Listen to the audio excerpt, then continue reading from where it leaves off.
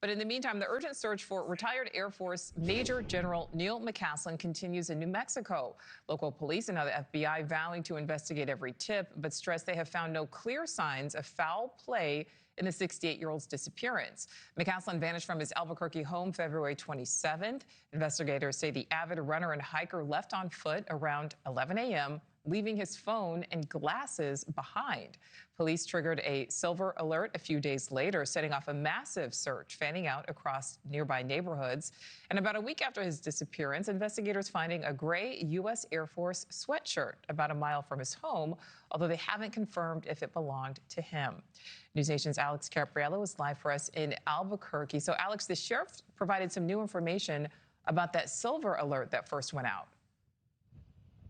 Yeah, exactly. Yesterday was the very first time that we heard the authorities here use the words mental fog. They say that this was a self-reported diagnosis that the general had shared with his loved ones over the last few months, and it impacted him in a way that it made him step away from some of the things that he was volunteering and doing with various groups. So this was the first time we actually heard of any sort of medical condition, although it seems as if it really wasn't all that debilitating. They said that he was still the sharpest person in the room, but it was essentially what they used as the basis for issuing that silver alert. Number one, he was a senior citizen, and then number two, he was also experiencing that mental fog. So that was new information that we heard from the sheriff, Nichole.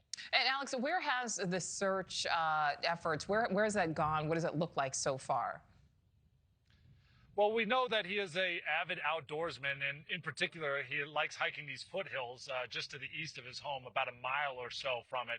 And so that's where the concentrated search and rescue efforts have been looking at, because they looked at his phone, they looked at his wearable devices like his Apple Watch to see which trails he likes to go. And so they've been using drones, canines, and helicopters to sort of search this area. But if anyone that's ever been to the desert knows, it's all that difficult to actually be out here. It's dry. The temperature swings very, very heavily. There's so much vastness that they have to comb through. And not to mention, it's been an unseasonably warm spring here in Albuquerque. And so even using their thermal technologies for their drones have been sort of useless, because essentially the entire mountainscape looks to be the same temperature. So they can't pick up those thermal signatures that they would normally be seeing when they're trying to look for a body. And just really quickly, Alex, what can you tell us about his possible ties to UFO research? Well, he has extensive ties, given his military experience. He rose all the way to the highest ranks possible with the United States Air Force. He was a commander at an Air Force base in Ohio that's believed to be the home of the Roswell UFO crash. He's sat in, inevitably, on extensive classified briefings and top secret meetings. So a lot of people are wondering whether or not this is something more sinister, people taking him for that knowledge. All right, Alex Capriello there for us live in Albuquerque. Alex, thank you. Thank you for watching. Subscribe below and download our NewsNation app right now on your phone, and you will get fact-based, unbiased news for all Americans.